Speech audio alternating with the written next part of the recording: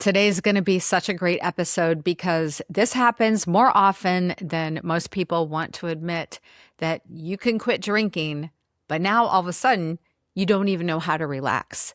It's not even that you don't know how, that you actually can't. And that is the problem. Alcohol has been an off switch for a lot of people, maybe even you, for a very long time. I know for me it was. I even called it that. Actually, I called it my F it switch, my forget it switch. Maybe I called it another name, but we'll just go with the off switch.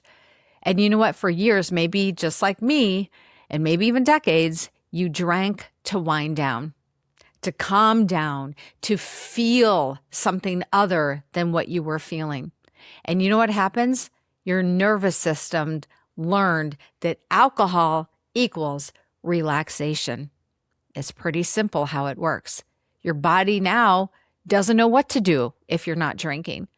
Your brain screams like, I need something. I need some sort of replacement.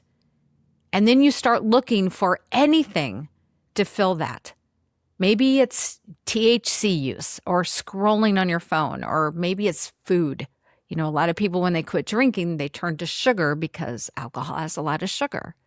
Maybe it's more caffeine or energy drinks or CBD use, adaptogens and pills, anything to get that feeling back that you need to relax, especially in the evenings. And you know what I want you to hear right now? That is not weakness if you feel like you still need something. That's actually your nervous system asking for help. And there is a way through this, but it's not what you think. And it definitely takes time. Let's get into today's episode. Welcome to Beyond the Gray, the podcast about gray area drinking and how it impacts your health, relationships, purpose, and faith. This is where we have real conversations about the topics successful men over 50 don't usually talk about out loud. If you've built a great life but keep asking, is this it? You're not alone. When alcohol becomes your go-to off switch and your marriage, health, or purpose feel disconnected, you're in the right place. I'm your host, Kari Schwear, and this, my friend, is where the gray ends. All right, welcome back to the show. I'm Kari Schwear. This is Beyond the Gray, and I'm thrilled to have you. If you are just finding the show, welcome in. Glad to have you, and I truly hope that this episode blesses you in some way, and if it does, will you consider sharing it with a friend? I would love to be able to keep sharing this information and impacting more people as we continue on. So let's get into it, because this is an episode that I have had multiple conversations with my clients in the past. Why does this happen? Why do we feel like we need to fill something? There's this myth around needing relaxation, that you actually need to have something in order to relax. And we've been taught that, yeah, a drink a day or a couple drinks every day to relax is a good thing, especially at night. Or maybe you want to light up a joint just to chill out. Or maybe you need a pill to go to sleep. You need something to turn off that noise in your head. This is common for a lot of people. And that's really the problem, that we've numbed ourselves for so long that now you don't even know how to feel anymore. And we don't know what natural relaxation actually looks like, because we've been relying on substances for so long that we actually forgot how. And what's really going on here is that your nervous system has learned a pattern. Alcohol comes in and your nervous system goes down. Your brain gets quiet, your body starts to relax, and you've been repeating this for 20 years. Now your nervous system is dependent on it. It's dependent on the alcohol. It's dependent on the pattern, or shall I say it's a trick. It's like, oh, that worked. Let me do it again, and let me do it again, and let me do it again. And then it becomes a dependency, which then gets us into trouble. So when you take it away, everything feels wrong. You're restless, you're wired, you still can't sit still or chill out, and your brain is screaming for the one thing that used to work. And you believe you need something to feel okay. And I really want to be honest and straight here. You don't need a substance. You need to teach your nervous system a new pattern to learn. And you know what? That takes a little bit of time. Your nervous system isn't broken, I promise. It's just relearning. We got to give it the opportunity to catch up to where you are now.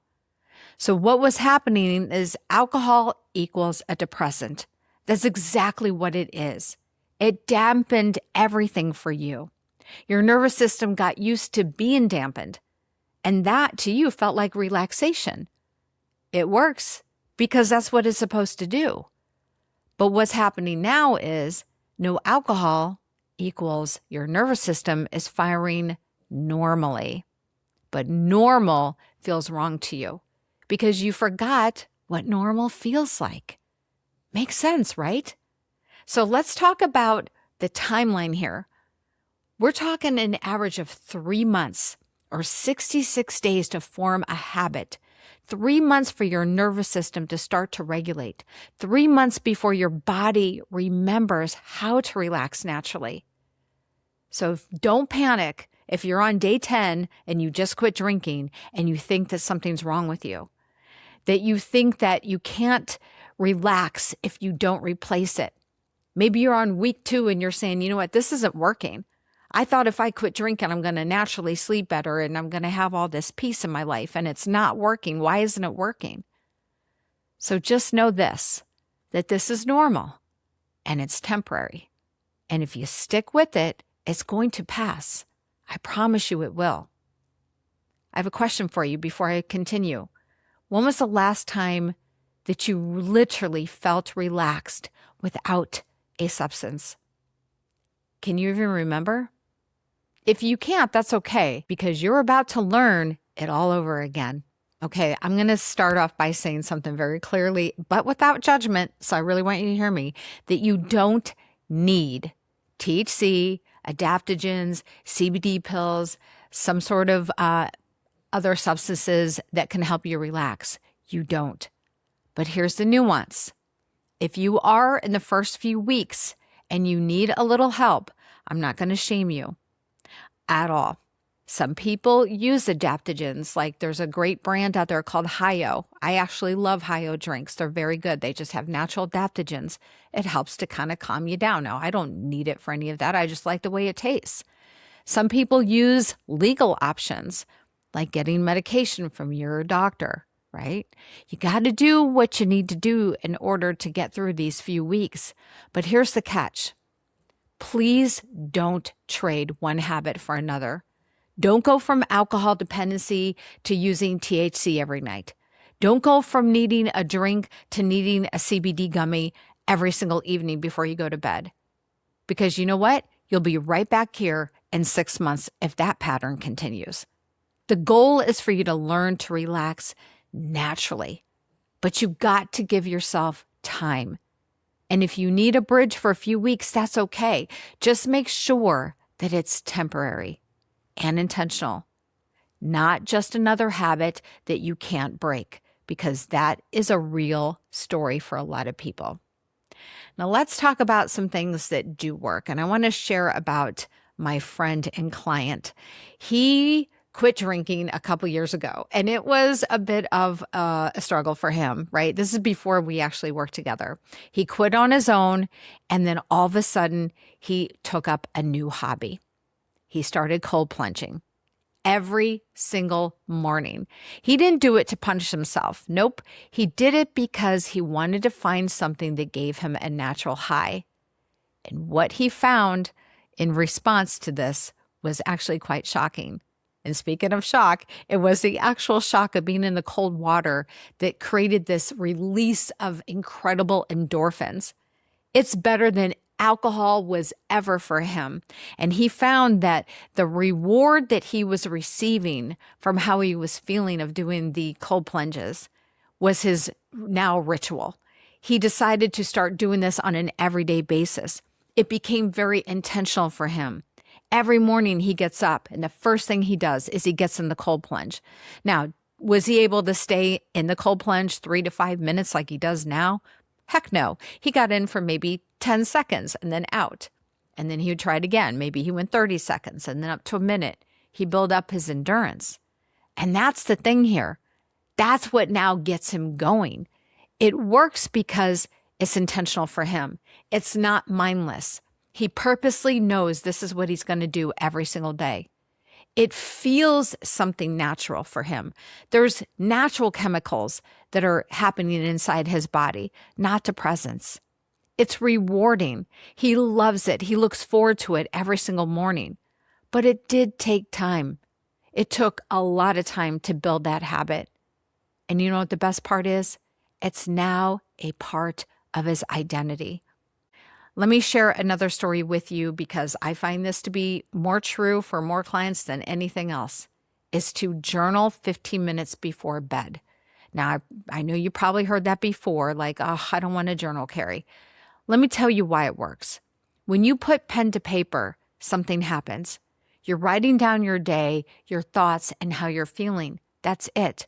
But what happens when you do it is your brain gets to process everything. Your brain and your thoughts slow down, and the noise around you begins to be quiet. We are bombarded all day long. Our nervous system is on overload between the news and social media and our phone and the scrolls and the dings and the notifications. When you calm yourself before you go to bed and you're able to write, your brain gets to process everything for you and you're able to dump it out on paper. And you know what the best part is? It's so simple and it's free and it begins to engage your mind in a very calming way versus scrolling, which will activate it. So after 15 minutes of just writing, your brain is now ready to go to sleep. I bet you if you tried it for 3 weeks, and then see how it works. Because if you told me it's not helping you at all, I'd be a little surprised by that. Okay, the next thing I want to share with you is changing your environment. The first thing that we can help do that is not just our physical environment, but our environment internally. How do we do that? We start with breath, deep, controlled breathing. Every time you purposely do deep breathing, you are helping your autonomic nervous system to calm down. It works chemically and scientifically. You don't have to do anything special. Just deep breaths in, holding your breath, and deep breaths out. Some of the things that you can do within your environment is you can start to move some furniture around. You can change your lighting. You can go outside more often, especially if it's the summertime like it is right now at the time of this recording, our days are longer. So getting outside, obviously going for a walk, right? Moving your body. Every time you change your state through changing your surroundings, it will help you. Music is another big one here. Your environment, everything around you, there are triggers. There are triggers and habits that will remind you of certain things. So if you used to sit in the same chair we used to drink, your body's going to remember that. So part of this environment change is moving a chair to the other side of the room or changing your furniture around, because that will help you. Your brain is now activated like, hey, something's different. I don't do that anymore. I'm not going to sit in that chair, that same familiar chair. I'm not going to have the same food that I used to snack on while I was drinking in the house. You got to be strategic here in changing all of this in your environment. And when you do change that, what happens is your nervous system has the ability to now respond favorably to this new way. Okay, let's talk about the next one. I've already mentioned it briefly, is going for a walk. When you do, it doesn't have to be a long one. 15 minutes, 30 minutes, just get outside in the fresh air and move your body. Be in nature. Your nervous system is wired for this. It loves it. Your body wants to move and your mind gets to settle when you give it the opportunity. So as I say this, which one resonates with you? Doing a cold plunge? Is that something that you would even consider? I will tell you, Rob and I have a cold plunge at my house and we use it all the time. It is not easy, but once you get used to it, I will tell you, it gives you the endorphin rush like you can't even imagine. And that actually calms you down. It gives you the rush, but it also calms your nervous system at the same time. How about journaling? Is that something that you would want to do and consider? Or maybe have an environmental shift in your home, changing some furniture around, right? How about breathing? Going for a walk? What if you were to pick just one and commit to it for 3 to 4 weeks? I'm not asking you to commit forever, just for a few weeks to see what happens. Would you be willing to do that? Now, I also know that a lot of people like to scroll, and let's be real, I like it too. We want the opportunity to numb out. And for me, that's kind of my numb out phase, when I get to scroll and not have to think about anything. Although it does stimulate our brain and not in a good way. But hey, that's okay. We want to be strategic if we're going to allow ourselves to have some scroll time. What do? I use a timer. I'll set a timer for 20 minutes and I'll give myself those 20 minutes. I'll scroll, I'll watch videos, I'll numb out, I'll watch YouTube, whatever. Full permission, 20 minutes. But then when the alarm goes off, it's a full stop. Put the phone down, put the device down, the iPad, whatever. 30 minutes before bed, if you have no screens, no stimulation, just you and your thoughts, your brain will have the time that it needs to calm down from the blue light. So if you're scrolling until bedtime, your brain cannot relax, even if your body is already lying in bed. I might be guilty of this one. But the reality here is that you are going to want to scroll. You're going to want to scroll longer. I know it. You're going to convince yourself that just 5 more minutes, and then that's where the intentionality comes in. Do yourself a favor. Set the timer, 20 minutes, and then you're done. All right, let's talk about the framework that's actually going to provide you with some sort of remedy here. What works? First thing I'm going to mention is being intentional. Intentionality is the key here. It has to be chosen, not a default to. It has to be felt, not numbed out, okay? It has to be rewarding. You actually want to be able to do it. And it has to be consistent. Again, for 3 months or longer, it takes that long before your brain considers something to be a new habit. So remember I told you about the cold plunge guy? He chose it. He feels the shock of the cold water when he gets in. He feels the rush of the endorphins. It rewards him every time he does it. And he does it consistently every single morning. That's why he's winning on this journey. The journaling, you have to choose to sit down and feel your thoughts. That's hard to do sometimes because a lot of times we don't want to feel what's going on. We want to escape from it. Now I'm asking you to want to feel your thoughts. It's a good thing when you do because you reward yourself with clarity. And when you do it every single night, that's being intentional. And here's what doesn't work. When you do random stuff that you force yourself to do, things that you absolutely hate, or things that you do while you're on your phone, those things aren't consistent, nor are they being intentional. So here's a question I'm going to give to you again. Is what's something that you could commit to for 3 months? I'm talking a solid 3 months here, not just 3 weeks. Something that would feel rewarding, not punishing, not another obligation, something that actually feels good to you. 3 months, that's the magic number. Your nervous system and habits in general take about 66 days on average to form a new habit. That's roughly 3 months. So here's why I'm telling you this. So you don't quit on day 21. So you don't think that you're broken on week 4 because nothing's happening. I want you to know this, that it's normal. This is the timeline.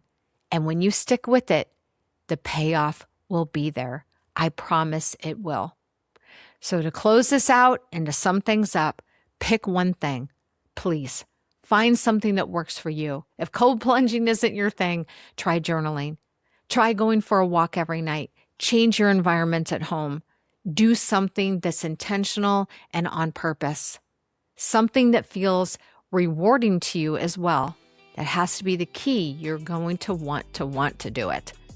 Commit to it for a minimum of 3 weeks, but know that it's going to take even longer before it's a habit. See what your nervous system learns. I really believe that you can do this. And you know what? I'm so proud of you for making the decision that you wanted to quit drinking in the first place or give up any other habit, because that says a lot about who you are. And I truly hope that this episode helped you and for you to know that you're not alone. Thanks for being here. I'll see you next week. I'm Kari, and there is life beyond the gray.